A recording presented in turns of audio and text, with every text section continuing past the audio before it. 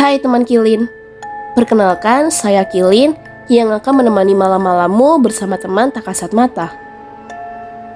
Kilin akan membawakan cerita-cerita creepypasta yang membuat bulu kuduk kalian merinding.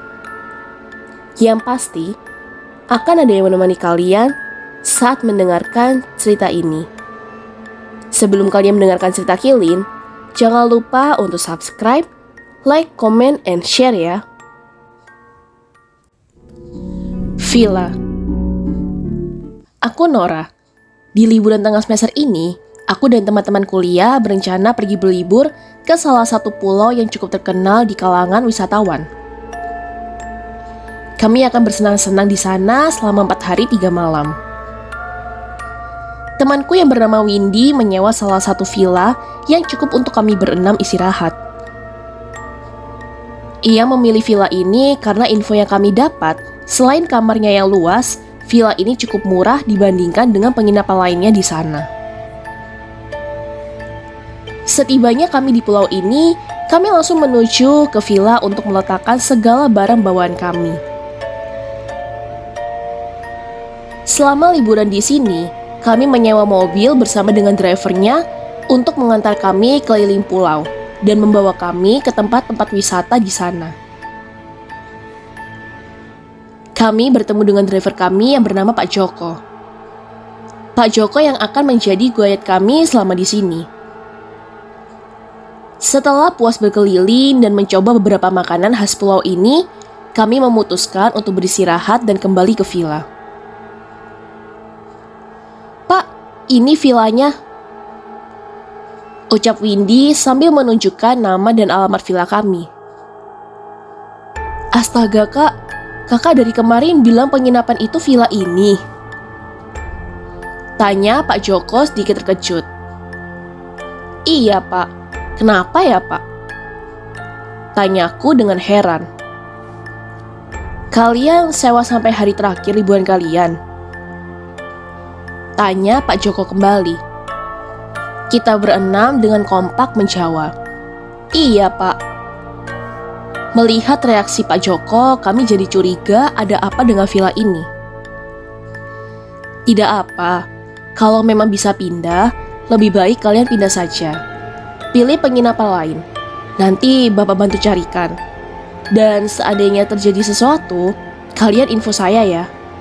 Nanti bapak segera meluncur ke sana untuk bantu kalian. Ucap Pak Joko dengan khawatir.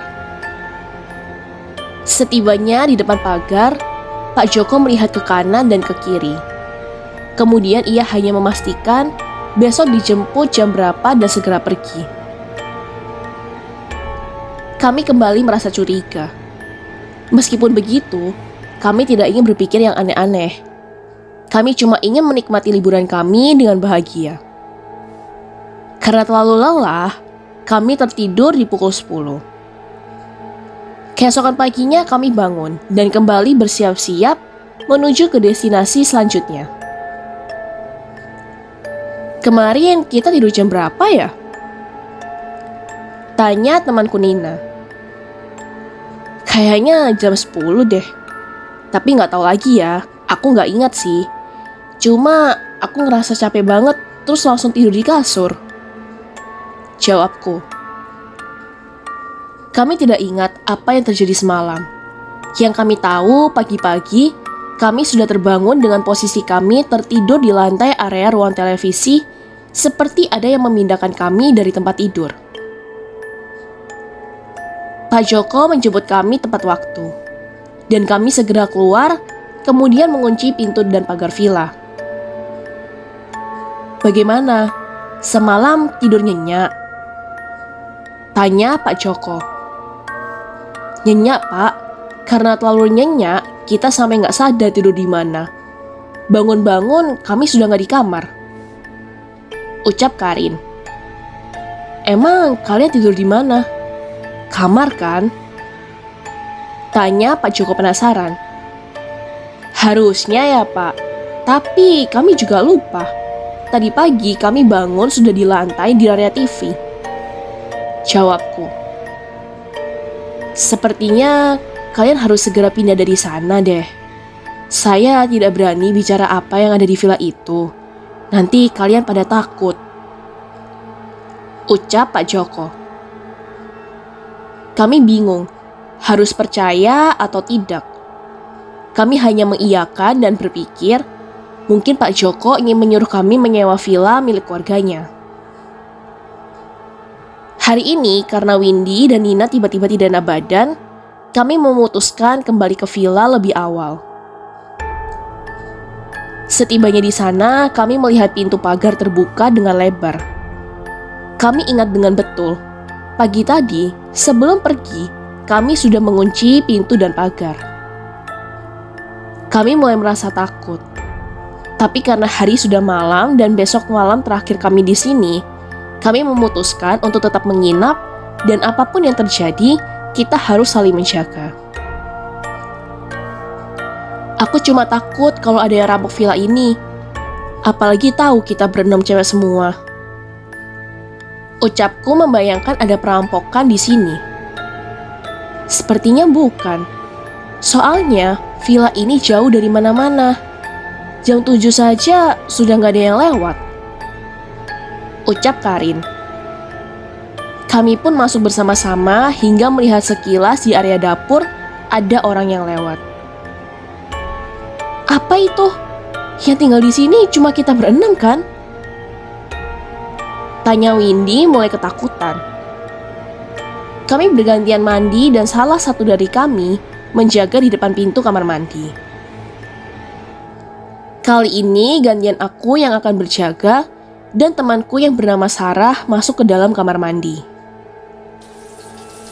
Di tengah aku yang lagi asik mengobrol dengan Sarah, temanku Sarah lewat di depanku dan berkata, "Nora, siapa yang lagi mandi?" "Loh, kamu kok di sini? Tadi yang masuk ke kamar mandi kan kamu," ucapku ketakutan. "Ih, aku baru mau mandi tahu. Tadi kata teman-teman tinggal aku yang belum mandi dan kamu yang jaga. Nina yang mau kesini ikut kamu jagain aku. Soalnya Windy, Karin sama Tina lagi masak buat makan malam," jawab Sarah.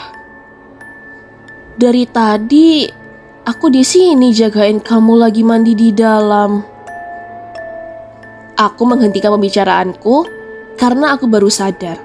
Suara air dan orang yang aku dengar dari dalam kamar mandi berhenti. Aku dan Sarah membuka kamar mandi dan di dalam sana kosong. Hanya saja area shower sangat basah dan air dari shower sedikit menetes, seperti ada yang baru menggunakannya. Aku menyuruh Sarah cepat-cepat mandi. Aku juga menunggu dia di dalam dengan posisi mata tertutup. Nina yang sudah di depan pintu kebingungan melihat kami berdua yang baru keluar dari kamar mandi bersama. Kami menceritakan apa yang baru saja terjadi.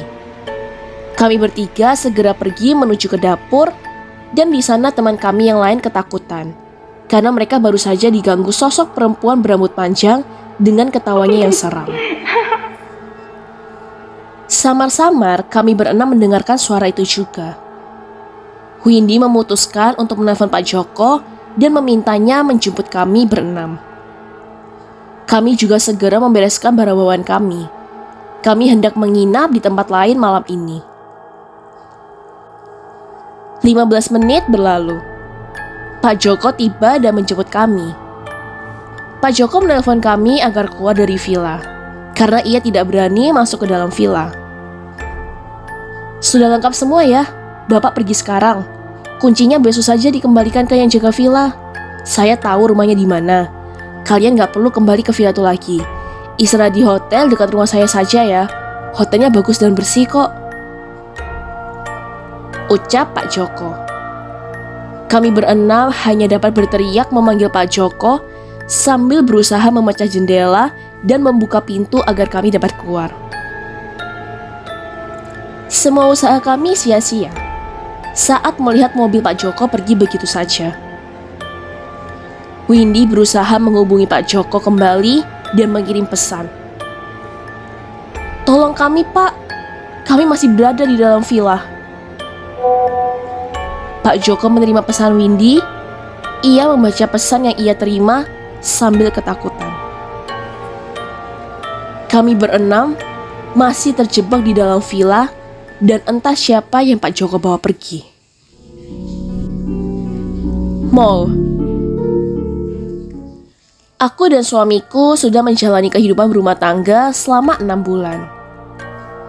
Tiap hari Sabtu dan Minggu kami selalu berpergian dan makan bersama di luar rumah untuk menghabiskan waktu berdua. Sabtu ini kami berencana pergi ke mall yang sudah lama tidak pernah kami kunjungi.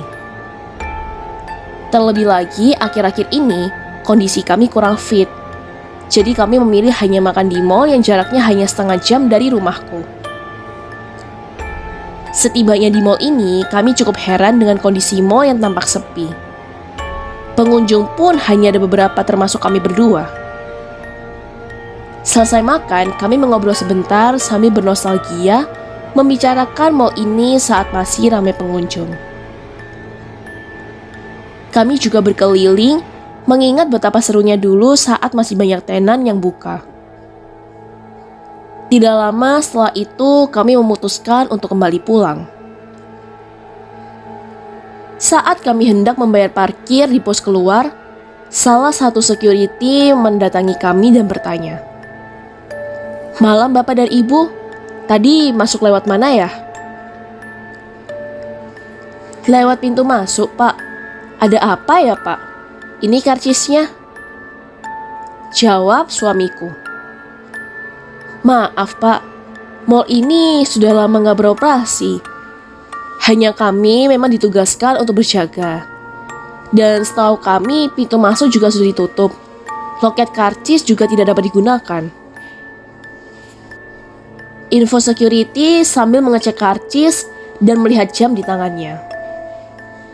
Kami hanya terdiam berusaha mencerna apa yang dibilang security tadi.